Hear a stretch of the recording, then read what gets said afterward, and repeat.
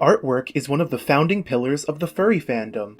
Furry art is probably the most common thing you'll see here, especially artwork of our fursonas. But have you wondered how to get your own furry art? Hey everyone, I'm Soren, and welcome back to Furry 101, the series where I'll be going over some helpful information for people looking to learn more about the furry fandom. Today, I'll be giving you a guide for how to get furry art. I'll also be covering some more budget-friendly ways to get furry art in next week's video, so keep an eye out for that. But for this video, we'll be going over the most common way to get furry art, which is by commissioning an artist. So, let's say that you've decided you want some art of your fursona. The first thing that you'll need to do is to find an artist that you like.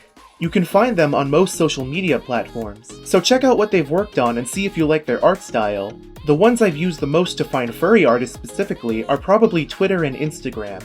Once you've found an artist you want to get art from, then see if their commissions are open.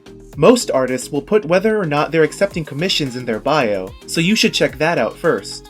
Otherwise, they may make announcements for whenever they open up commissions. If they aren't open for commissions, however, then you can either wait for the artist to open them again, or try and find a different artist. Don't go messaging them and beg for a slot. But if they are accepting commissions, then great! The next step you need to do is read their terms of service and price sheets. A terms of service is a list of agreements that the buyer has to agree with before the artist accepts their commission. These are things like letting the artist post the art of your character on social media or use it as an example. The terms of service may also include a list of things the artist will and will not draw. If you have a specific commission already planned, make sure to read the list to see if the artist will draw what you're asking for.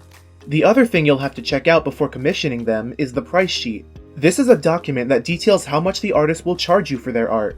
It's usually separated into sections like headshots, half bodies, full bodies, or anything else the artist has to offer. Keep in mind that the more complicated and more characters you have in your commission will increase the price, so be sure to specify the exact price with the artist. But once you've found an artist with open commissions and you've read all the necessary information, you're ready for the next step, which is to ask or apply for a commission slot. This step is a bit different depending on how the artist handles their commissions, so I'll go over two of the most common methods. One way artists take commissions is through a first-come, first-served basis. Basically, if you were one of the first people to reach out to them and ask for a commission before they've reached their limit, then congratulations, you've got a commission slot. Another way an artist accepts commissions is through a commission form. This is when you fill out a form with all your information of what you want your commission to have, like characters, clothing, or pose details. And then the artist will pick the commissions they want to accept from all the submission forms. In this process, your commission may not be chosen, but don't be upset. Most of the time, the artist would love to do your commission, but they simply don't have the time to accept every single one within the time period. Just try again next time they open up and hope for the best. Something to remember for either methods is that you should never complain or beg for a commission slot. I know that it sucks to not get a commission slot from one of your favorite artists, but the last thing you want to do is ask them, "Why didn't you pick my commission?" Don't constantly ask or annoy an artist for a commission when they're clearly not accepting them. These are really rude things to do, and the artist will most likely not accept any commissions from you if you do these things. But anyway, if you did manage to get a commission slot, then the next thing you'll need to do is to provide all the information for what you want the artist to draw.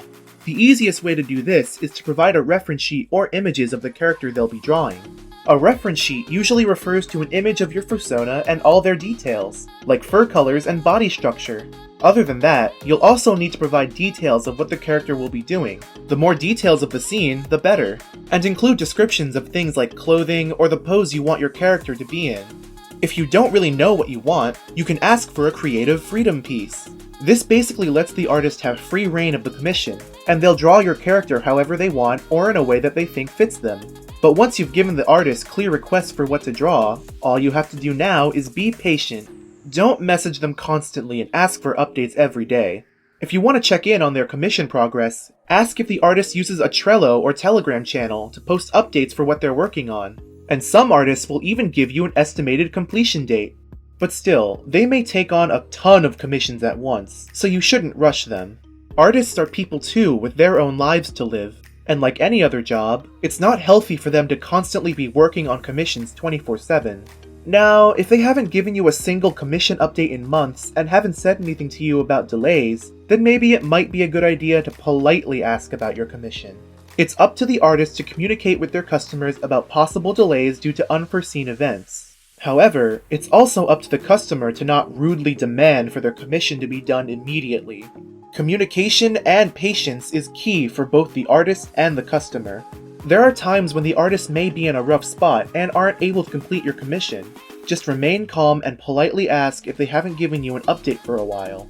But once the waiting is over, you'll have some brand new furry art of your very own. If you want to post it on social media, be sure to always link or credit the artist, in case someone sees your art and decides that they want to commission the artist too. But other than that, enjoy your new furry art. Did you find this video helpful? And is there an artist out there that you really want to commission someday? Let me know down in the comments. And if you enjoyed this video and want to see some more helpful furry videos, make sure to like, comment, and subscribe. But as always, thank you all so much for watching, and until next time, see ya!